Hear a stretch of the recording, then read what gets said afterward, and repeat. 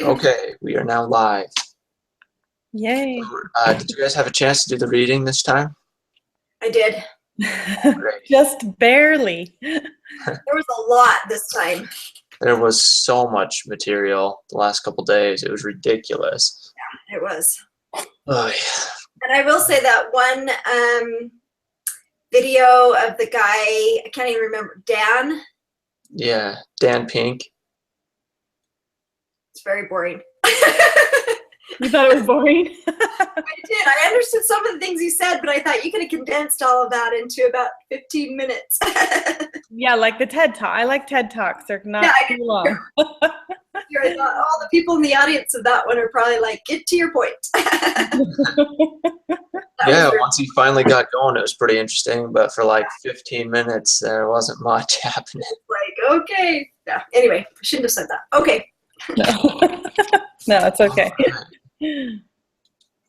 Well, our discussion is supposed to be very lively, but we have doohickeys due this week. So I thought maybe, would you guys be okay doing kind of a condensed run through on the case? Yep. And spending time on our doohickeys, making sure we're all lined out on that? Yep. Yeah. All right, well then let's talk about some of the stuff from the case here. All right, so what did Stepanek, I don't know what you guys have been calling him, he's got a weird name, Stepancic. His first name is Ned. We can call him Ned. Let's stick with Ned. What did Ned actually do, and how serious was the offense in your viewpoint? So just kind of open it up and you guys give your opinions on that. Well, I think he didn't do anything too terrible, but it did cause an injury to one of his workers, and I didn't think it was that big of a deal, like things are going to happen. But then from the memo, it was said that he's several times now, he's not following directions, and he's, what did they say? He's been warned several times, he's not getting the message. And so, maybe he's the first one that needs to go to set a precedent. Send the message to everybody. Yeah. I wondered what if they it doesn't seem like, and I didn't read a protocol for warnings, so maybe that's something that they need to institute after so many warnings. This is the action that will be taken. Yeah. I don't know that he should be fired right off. I would probably have him in, and I'd probably find out more details. I mean, if this is all she has, and I know she's going to meet with him, and so that I would be interested to see what he says and what comes from that as well. It does sound like he's maybe pushing a little bit on that side of, being unsafe versus trying to be more safe. So that would be what I would want to do first before I just flat out fired him. But Well, I agree. It's a little bit scary where he keeps ignoring safety protocols to let him continue, but it's hard to fire somebody when you don't have all of those safety things in place and the trainings and the documentation and whatnot. Again, I think, you probably got to let him go at this point, right? yeah, probably. I don't know. I don't know. It would be interesting to see just more details and really what the company has in place for offenses and, what happens. Clearly, he needs to take some kind of accountability for what happened. And is this the time to fire him, or does he need more training, or does he need to understand more safety regulations? I don't know. Well, the next question I think is pretty important to this topic of whether you ought to fire him or not. And it says, what are the implications for workers, families, supervisors, and senior management if he's fired? Yeah. And you do have to think about the implications, because on one hand, yes, firing him does send a message, and but you got to remember that not firing him sends another message. Yep. And are you saying that you're going to tolerate that kind of behavior, or or not? It's more than just, do we fire this guy or not? Do we need to do these trainings or not? It comes, I think that does play a big factor in the role of, well, if you fire him, you're telling people that you intend to be taken seriously on safety matters. And if you don't, then you kind of reinforce the behavior where it's like, hey, you know, you can do what you want. We're not actually going to fire anybody. And yet, should he be the one person to be set, has the example set? You know, he's the example. And I mean, it says here he has a young family. He comes from a lifelong line of people that have worked there. And that he is a good supervisor and has a good team. Well liked. Yeah, clearly something needs to be done. Well, how does that play into the implications, though? Where he's been there a long time and he's kind of a family name and he's popular. Does that send the message, well, we'll let this kind of employee get away with it? What if you fire a different employee for having safety problems, but you won't fire this guy? Yeah, it sends another message where it's not a real equal deal. And I don't know, that also plays into the implications of, you know, who will you let get away with it and who won't you? And that's why I would really wonder if they don't have a protocol as to what happens with warnings and, you know, problems happening. They really need to have something in place so that, you know, you get this many warnings or this level of, I don't know. I just feel like You take the decision kind of out, take the human element out of the decision. it would definitely help. Strike, you're out sort of deal. That way there's no question. It would definitely help. I think that's brilliant. But what do you do when you don't have that in place already and it's already a problem? Yeah. Time to start something new. Start Kinda something like new and just hope doing something serious doesn't happen in the meantime while you're waiting for somebody to get those 3 strikes. And Well, and you wonder, did he learn from the other mistakes? I mean, here it says he never should have sent Olson in there without taking some precautions. I'm assuming that Ned knows the precautions to be taken. And I'm assuming all of those things. And but does he really? And I guess that would be something I would definitely need to find out. And whether that affects whether I fire him or not, I still need to do some more research and to do some more understanding of the situation. well, I think a big issue here comes into play is how important is sending that message to your company? And what I mean by that is, so if this guy never did another bad thing, he really learned his lesson this time, and he's going to be safe from now on, how important is the message still that you're sending? Can you really risk sending a message that it's okay to have unsafe behavior? Because we're not talking about just this guy. You're talking about every other employee in the company, all the other managers, everyone. Yeah. So even if this guy did learn a lesson and is going to do well from here on out, is it still okay for you to send that message to your entire company that that's going to be tolerated? I wonder if there's somewhere in the middle, like it doesn't get just pushed aside, but he doesn't get fired. But is there something they can do in between to make it very well known that he's in trouble and no longer supervising or Demotion. yeah, So just a Or harsh fine. penalty and then implement the thing so people know it's not a free walk, but at the same time you don't lose a good employee. yeah. I I don't personally know think how you that's a go about great way to doing go. I mean, I don't know that firing is the only way a company can sanction that's what I the think too. employee. I mean, we all know that accidents happen, that things happen no matter what you've done in place. Right. And so sometimes you have to take the higher road and just say, all right, we need to take you away from this and put another supervisor in and watch track record improve. I don't know. I mean, if I didn't like the guy, it'd be easier to fire him. But I think if he's well liked and he's that's a really harsh punishment. It sounds like this community is, born and raised to do this. And, I have to think that there's a lot of repercussions that could happen for him. From firing him. Yeah. So. No, I agree. But then again, it's a tricky situation trying to figure out a punishment that'll work. Because if you do something too harsh, he's just going to go somewhere else or try to sue you or, Yeah, it's and that. tricky to try to sanction. There's only so many things a company can do. I mean, Yeah. what exactly can you do that's harsh enough to send the message, but because I mean, you can't just slap him on the wrist either, Oh. because that Well, sends the same message as doing nothing, just about. You have to think that if the company doesn't have those protocols set out, say, okay, you get this many offenses or ratings or whatever, you know, depending upon what happens. I mean, he could come back and said, you fired me, but I didn't understand this, right? So there's definitely some things they've got to improve on if they don't already have that. Yeah, it just comes down to, you need to set these things out from the beginning, and now you're in a bad situation. It's too late to, I mean, obviously going forward, they need to do something like that, but what do you do for right now? Yeah. I personally think they ought to try something like a demotion or something. You never know. I mean, obviously they know the temperament of the individual employee.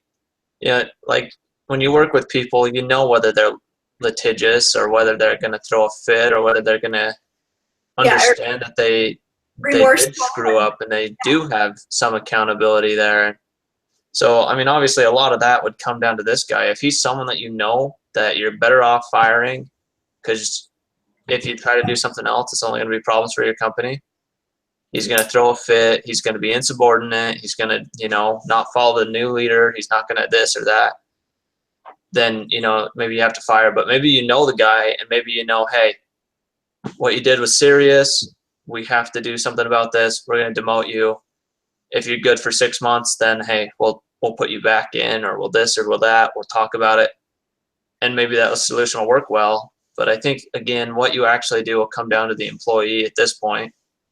I think that's the role of an HR person, though, is to really balance that human side of the employee and the rules, the laws, all of those procedures that they have to keep in place. And that's really where a good HR person brings those two together and looks at all angles and doesn't make just a rash decision based on a management protocol, but really thinks of the person. And so, which comes back to why it's important to have those, reviews and interviews and goal setting and, all of those things that we talk about in really getting to know the person, to helping them to achieve to be the best employee they can be. So it makes a full circle, I think. Well, there's also the question of the other supervisors also not being really safe either. So is it really fair to come down on the one guy who got unlucky enough to have an accident when it could have happened to anybody sort of deal? Yeah. Mm-hmm. Yeah. I'm sorry, Heather, I cut you off a little there. No, it's fine. I was just thinking about the guy that got hurt. The memo that was sent was pretty brief and not very detailed. That probably could talk to that guy too and find out, he might have been like, oh, let me go do this. Maybe he wasn't sent in, or maybe it was his dumb actions, that he didn't take precautions. But if he's friends with his supervisor, and he'll probably not call him out if he didn't do anything. But I don't know, just it's not just one person's word. Yeah. Everything. And that's a tough situation, because regardless of whether he volunteered or what happened, it's the supervisor's job to make sure that unsafe behavior doesn't happen. So yeah, there's accountability on the guy that got hurt, probably. I mean, again, that's one of those things, they don't really give you every tiny detail in the case. Yep. But at the end of the day, you have a supervisor there to supervise your employees, to make sure they follow your company policies, to make sure they're being safe, to make sure they're doing their work. I mean, that's what the supervisor's job is. So there's a lot of accountability both ways. Yep, there is. Again, what if the guy went in there without, the supervisor was in the bathroom or something, and he went in and got hurt? There's, that's totally on him. So again, it's in the details. How you spread that accountability, it's really tough to do.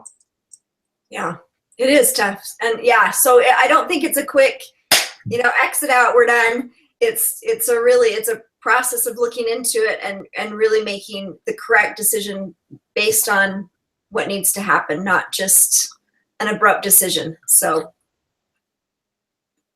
anyway. Well, I think it'd be a shame to fire a good employee for what is at heart a cultural problem. If there's a lot of unsafe behaviors at the plant, and lots of supervisors doing the exact same things, you know, it doesn't seem really fair to fire the one guy that got unlucky. Yeah. And I mean, that's just how it works sometimes, but they really there's a bigger issue here. They need to address the culture. And yeah, firing this guy might work, but that just doesn't seem like the best way to deal with it at this point. Yeah. They need to address the culture on a higher level, because, you know, it could have happened to any one of the supervisors there. You don't really need to lose a valuable employee. You've got a much bigger problem than one guy. Yep. And overall, this company, you know, their injury rate is low compared to, I mean, of course you want 0 injuries, but that's not going to happen. There's always going to be something, but overall they have, you know, pretty good track records. So yeah. Well, good.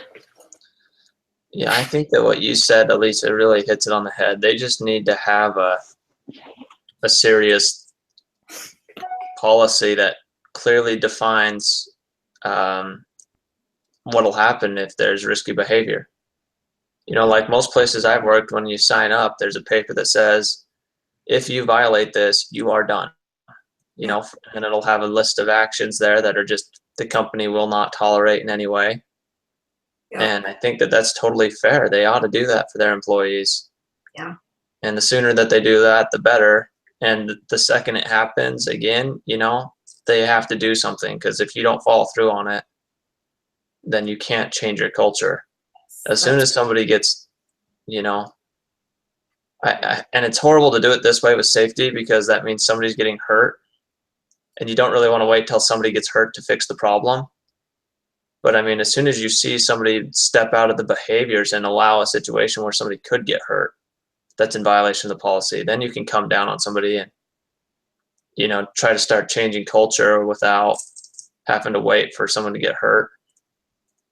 Yeah. Safety is a tricky thing. You can't, I mean, safety is in everybody's benefit. You don't want to be the manager who you did something and you hurt a coworker and a friend, and, you know, now he can't work and he's got this horrible thing in his life, or worse, he loses his life. Like, Yeah. you know what I mean? It's just, it's in everybody's benefit to fix the culture.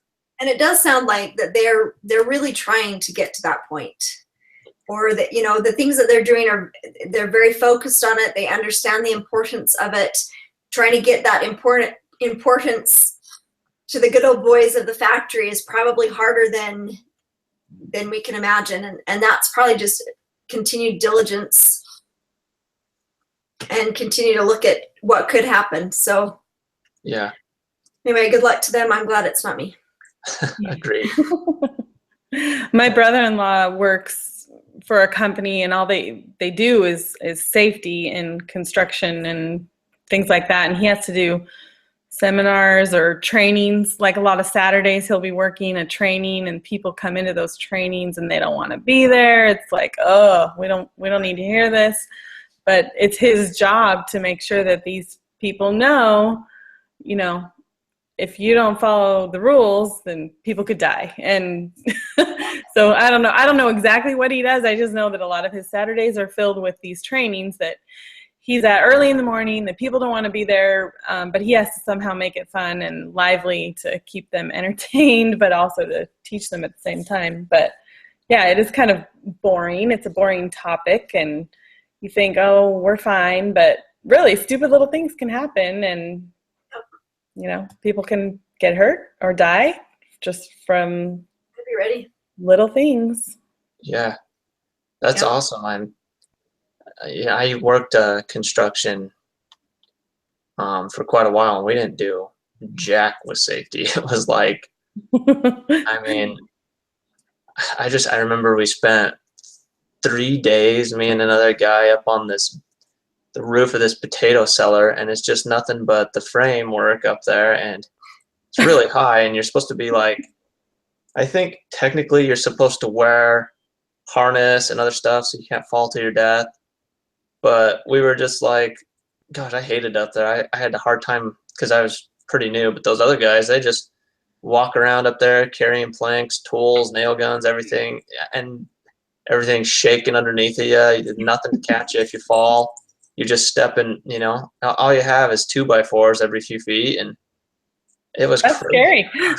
I'm walking around up there for hours and hours, and because I couldn't just walk around. I needed to have a few parts planted, and I was thinking some safety would be all right at that point. But and as soon as somebody falls, it's going to take one slip, and somebody's going to get very seriously hurt. I mean, it's 40 feet down in a cement landing, and Ooh. nothing in between. Yep. And Yep. yeah, it's not. And I can understand. I mean, I've been in those safety trainings too, where it's boring, and okay, nobody's gonna put their hand in the baler while they're smashing boxes. We're all good here, But at the same time, I've kind of been on both sides, where I kind of wish there had been some safety and where I can see why people would be bored about it. But I admire your brother, and it was your brother, you said? My brother-in-law, yeah. Brother-in-law, yeah, that's a tough position to have to be in.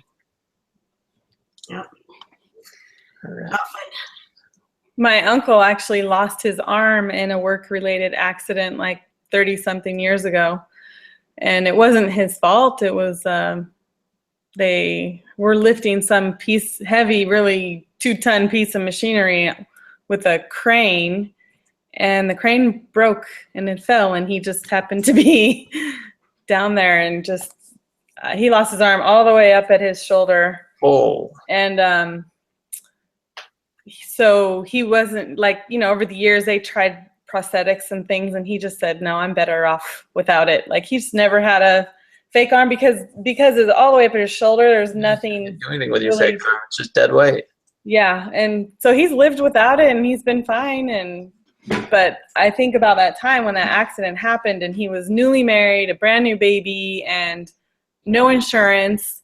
But that company, they had to take care of him and all of his hospital bills. And I don't know, that must have been a scary day. I was only like 11 at the time, or 12, and so I do remember my mom talking about it and being all upset. But it was like, that's just really scary that those things do happen.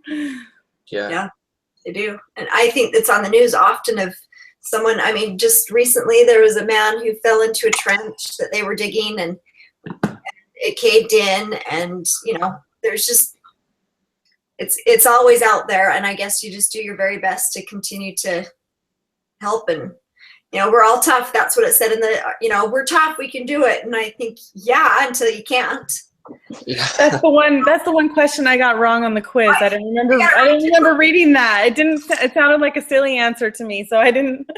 I got it wrong too, and I went back and I'm like, what? So I saw it and I thought, oh, that's interesting. But they, and especially I think in this company where this is many generations of doing this job.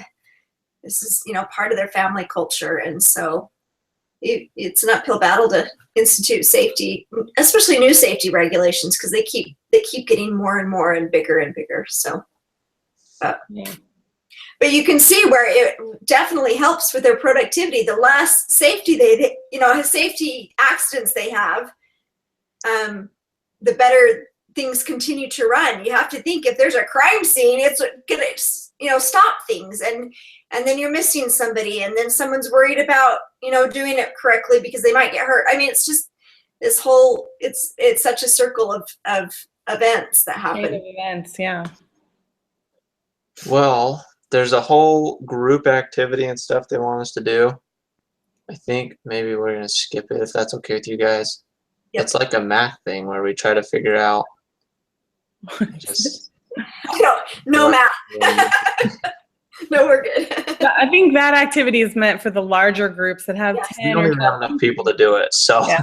it's going to be okay to skip that, and maybe I think just we're run good. through this last section a little bit and then get onto the paper. Yep. Sounds good. So let's see, which of these questions look like fun to talk about? What has Mission Valley done in the past to improve its safety record so much? They have few serious injuries compared with other similar companies. So they're doing some things right. Yeah. It didn't it say somewhere that that was their highest priority? That safety was their number one thing that they were working towards, that everything else would come after that because they felt like safety was so important. So they obviously are putting time, effort, money, everything into this. So Yeah, absolutely. They've done stuff. They talked about doing stuff. And like you said earlier, their numbers were improving, actually. yeah. They are having less accidents. Yeah. And it's a continual process, you know. It's not, oh, there's an accident and we try and fix something and forget about it. It sounds like they've been working on it over the years, and just it's always in the forefront of their minds. And you know, they have, I don't know that all companies are like this, but they have a safety person. That's their main job. Is just, I imagine a big, huge plant like this, they would have to have that person. But you know, even smaller companies might do better if they focus more on safety and have somebody that's their main job. And they're a huge company. I mean, their plants are enormous. City. So, yeah, this is not, you know, to be taken lightly. They've got many, I mean, you can think, I think somewhere it said there's places that nobody even knew existed except the one person that has to go into them. And, you know, so not everyone even knows all of the risks that are taken every day. So. Yeah. Excellent. I totally agree with that. It's hard. I mean, you can't foresee everything. It's just not possible. The best you can do is after you've had a problem, you can do your best to fix it in the future for some of those less foreseeable things. Yeah. I've got a 16-year-old. He just turned 16, and we've been teaching him to drive, and you know, all of those things, and I can't help but think, you know, you put in place all of these things, you've taught them all, they've taken the course, they've done the driver, they've passed the test, all of these things, and yet things will still happen. And they're not always caused by you, or, you know, they're so often a learning experience that needs to take place. And so you just can't foresee all of those things that happen, no matter how well scripted everything is and how much training you've given and how much time into it. There's still human error is rampant in everything we do. So Yeah, that's the truth. So do you always follow safety procedures? Do you I was wear just looking at those seatbelts? questions. I know, right? Avoid texting in dangerous places, cross at crosswalks, use a ladder instead of a chair, drive the speed limit, etc. You know, I do a pretty good job. I think I wear my seatbelt. I don't text in dangerous places. I'm not in a lot of dangerous places. Okay, I do jaywalk, but I look both ways. Ladder instead of a chair. I actually just prefer to climb. I'm a really good climber, so that's probably not good. Speed limit, yeah, I don't like to speed much. You know, but there are always exceptions. I mean, there's definitely times where I haven't put on my seatbelt, or that I have texted when I probably shouldn't have been, or jaywalked. Hey, Michael, can you still hear me? Yeah, I can. Okay, I think Elisa just texted me and said that we froze. Oh, but I think it's her. I think it's not me for once. Actually, yeah, she's the one that's frozen up. We just lost her on the camera. Let me text her back.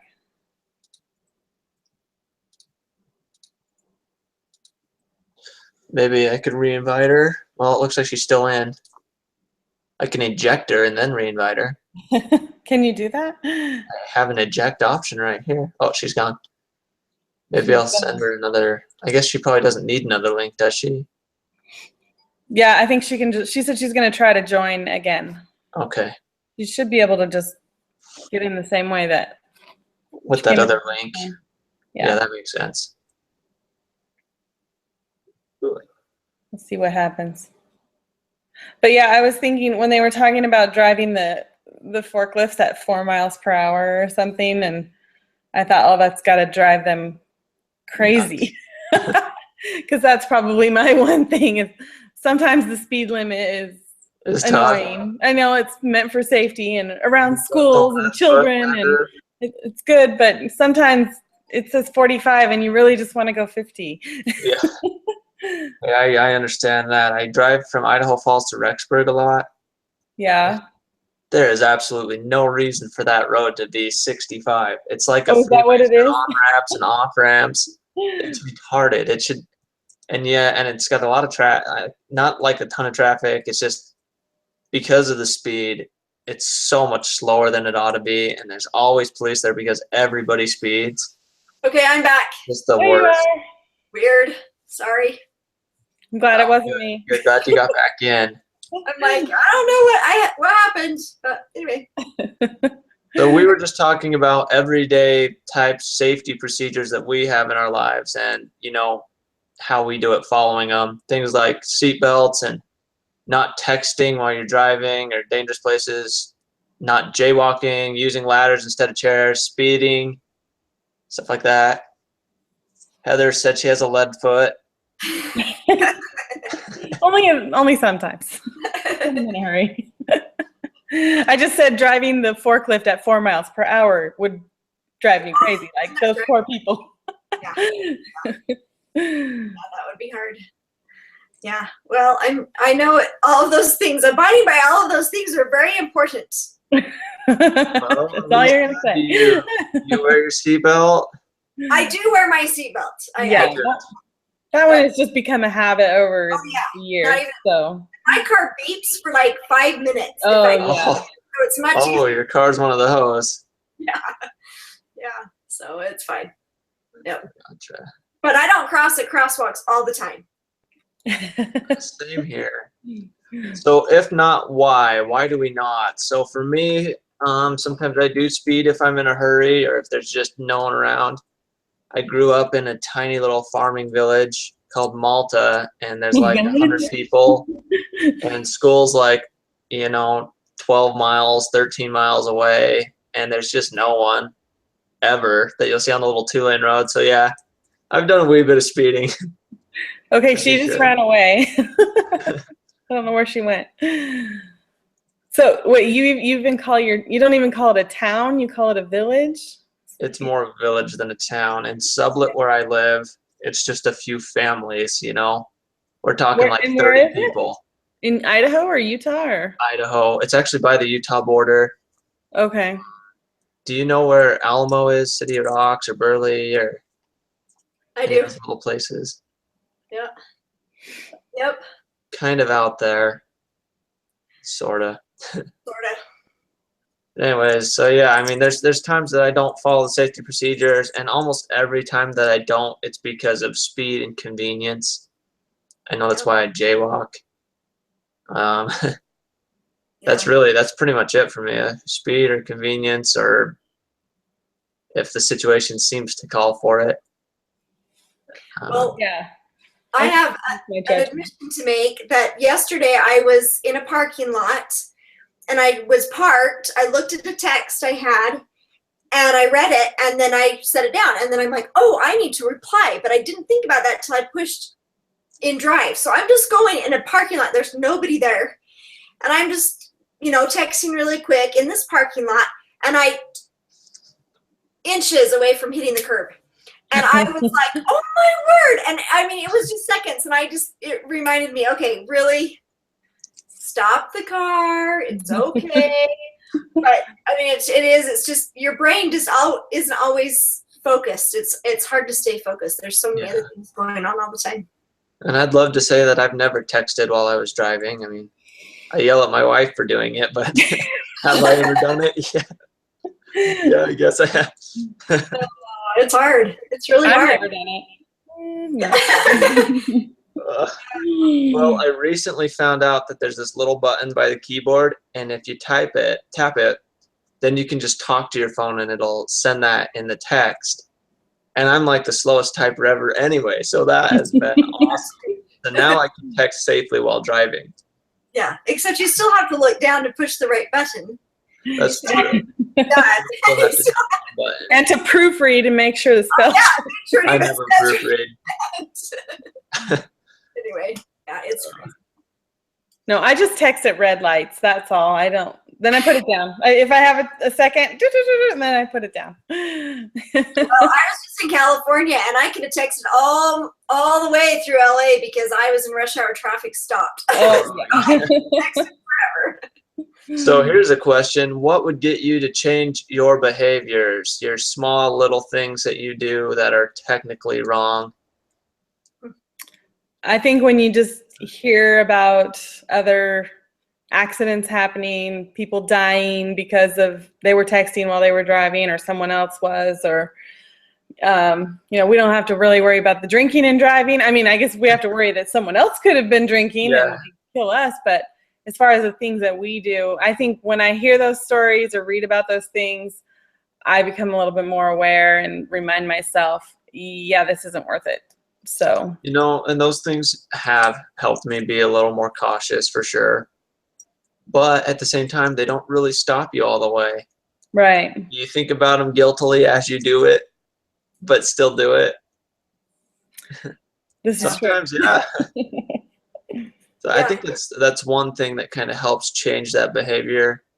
For me, I think it's when you have that paradigm shift where you, because most of the time we tell ourselves it's not really dangerous, and I think that sometimes we're right. Like, I can tell you that speeding on that road back home from my house to the school with the 0 cars on it and stuff isn't particularly dangerous. It's just not.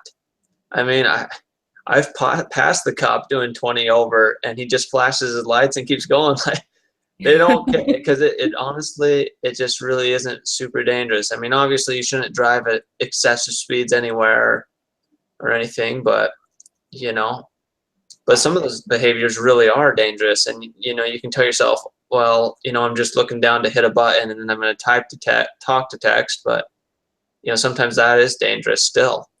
And it's easy for me to tell myself that it's not that big a deal, or I'm just running to the grocery store. It's a couple blocks away. I don't need a seatbelt, you know?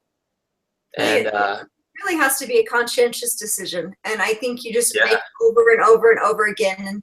And, you know, little things that remind you what to do, and like that dumb beep in the car to put on the seatbelt. You know, there's just those things that have to do it to remind you. And that's just life. You've got to be reminded. You've got to have that self-control, and some things you're going to do great, and some things you're just going to need that reminder constantly. So, and I think that it makes a difference having that reminder for sure. I mean, sometimes you just need to take a step back and say, hey, is the whole 10 seconds it's going to take me to buckle this thing really not worth it?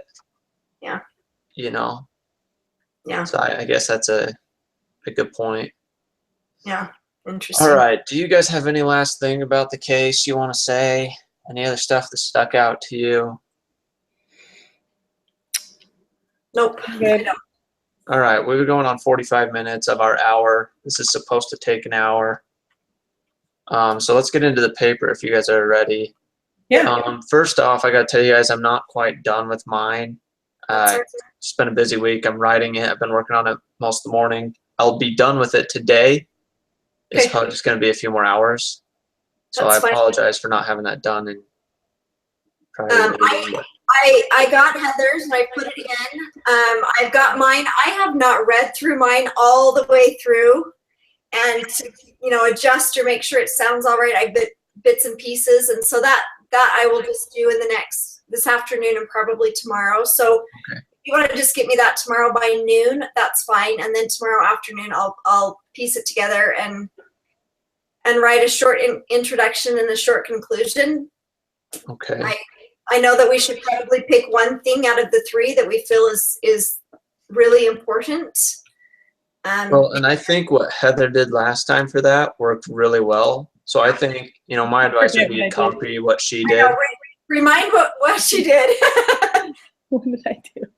What did you like? I'm gonna bring it up and see what. I don't remember what. You did a separate little paragraph going through it and why it was kind of more important. Let's see. Anyways, whatever we did last time, let's do that again because we got a great grade. Yeah. So I just called it the conclusion, and then What did it say?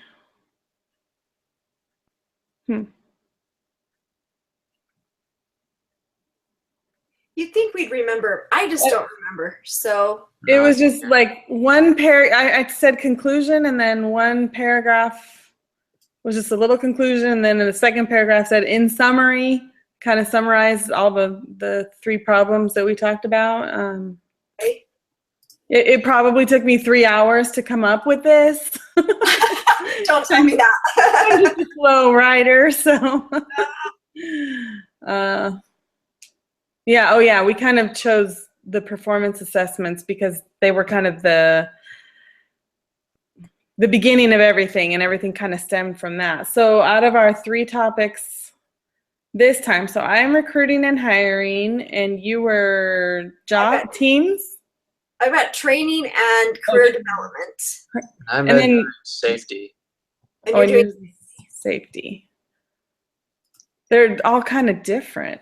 I mean, well, I guess the first 2 go together. Safety is just a little bit different. I honestly don't think it matters what problem you choose. Just pick whichever one seems easiest to write about, and then just say this one's the most important. Come up with some reasons, and I think you'll be set. I mean, last time they're not grading this really harshly, so just pick one that you feel comfortable doing, something easy. Honestly, I'm really thrilled to have safety because it's pretty easy to write about. Safety is important. Yeah. do it.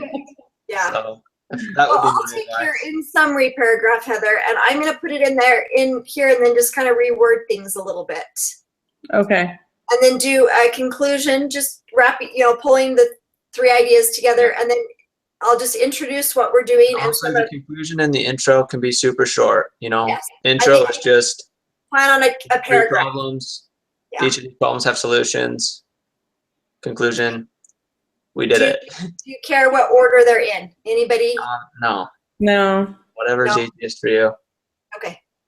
And Okay. honestly, just do your best not to stress. I know it's a big assignment. You're doing a lot, and we're very grateful, but try not to stress out too much about it. They're grading really easy on the I'm not going to stress. I think we know our format. I think we know what we're doing. I'm trusting each of us are doing what we can do. So I'm just going to read through to make sure it doesn't sound jumbled, and then write those 2 simple paragraphs, and I'll send it to you, I hope, tomorrow afternoon. And like I said, I'll have that done today. I'll email it to you, and I'll put it in the doc, the Google Docs. You have both? Yeah, that's great. Okay. And And as then far as peer reviews, I have absolutely no complaints about this group. You guys can expect top marks from me. I like working with you guys. Looks like we're doing just fine. So Okay, well, if you need anything, reach out to us. If you have any questions or our papers need fixed or something, you see something. Yeah, once you're done with it, I'm happy to read through the whole thing. And I will. I'll send it out tomorrow afternoon before 3 or 4, and then if you guys want to read it through that night, and I'll just turn it in sometime Saturday before noon, if that's all right. That works perfectly for me. So that If works. you have anything, let me know before, hopefully Saturday morning before, and then we can just throw it together. I'm really not going to stress. I think we're doing great. So Yeah, I'm not well, worried. again, I apologize for not having my write-up all the way done by this meeting. It was a busy weekend. that's all right. The rest of the day, just today, and I'm gonna work on it. So How many more of these do we have to do? Do you remember? Is there 2 more? Yeah. more. 2 more. I don't like repeating things, and that's what it feels like. So, Although Yeah. it definitely, I think it's easier this time than last time. I like now that we know. For sure it is. that's true. So Much with this easier. video, I just post a link to this on the Google community page. That's all I need to do, right? Yep, Yeah. under our group. Yep, and then we're done. So Okay. Well, I'll do that right now. We're group 6, right? 4. We're group 4. Group 4. Thank you. I Still have to go try to find it. I have a question for each of you. Have either of you taken marketing management? What's the I took a number? marketing class, but I don't remember if it's that one. I don't I don't remember think- the number. I don't think that's one that I have to take. Okay, I don't remember the number. What I are think you working on?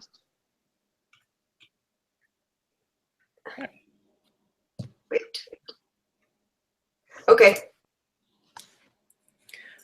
I All think right. I'm in charge. Yeah, it's my turn again next week. Okay. So same time, same place. Yep. And for the week of Thanksgiving, I know it's a few weeks away, but we still have to meet that week. So obviously we're not going to meet on Thursday. Would you guys be okay to do it on Wednesday? I'm going to be traveling to Utah on Tuesday, but on Wednesday I could meet. That would probably be best for me also. That's kind of a really busy week. So Can we maybe meet earlier in the morning that day if there's a possibility? Yeah. Yeah. let's, Because my kids will all be home, so it would be nice to not have to interrupt too much. But are Yeah. you And the I'll be at my group brother's leader? house, so I'll find Oh, some nice. place to go. where in Utah are you coming then? He lives in Highland. Oh, good. Not too far from me then. Great. Where are you again? I'm in South Jordan, so Oh, a little ways Oh, up. my cousins live in South Jordan. Oh, good. some of our best friends live there too. Are you group leader next week, Heather? Yeah, I'll be the group leader. Would you mind sending a reminder email? It's just with all the crazy stuff going on, I don't want to let something slip. I got a ton of stuff going on that week, and You want an email or a text? actually either one would be totally fine with me, but even just the night before or that morning, Okay. that would be a huge help if you wouldn't mind. Let me put it on my calendar. Next week is the 10th. So on the 9th, What I need time did you want to do it? Earlier? Um, 9?